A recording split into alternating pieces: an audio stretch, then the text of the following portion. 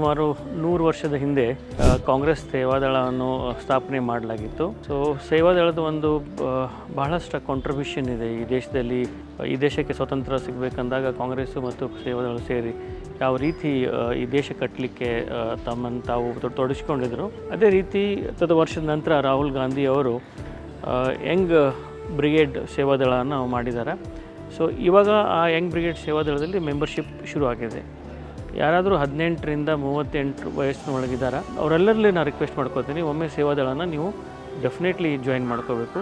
ಏಕೆಂದರೆ most disciplined organisation ಸೇವಾದಳ ಇದೆ. ಅಲ್ಲಿ ಟ್ರೈನಿಂಗ್ ಇರುತ್ತೆ, ದೇಶದ ಬಗ್ಗೆ, ಪಕ್ಷದ ಬಗ್ಗೆ, ದೇಶದ ಒಳ್ಳೆತನದ ಬಗ್ಗೆ ಎಲ್ಲ ಟ್ರೈನ್ ಮಾಡ್ತಾರೆ. ಅದಕ್ಕೊಂದು ಬ್ಯೂಟಿಫುಲ್ ಯೂನಿಫಾರ್ಮ್ ಇರುತ್ತೆ.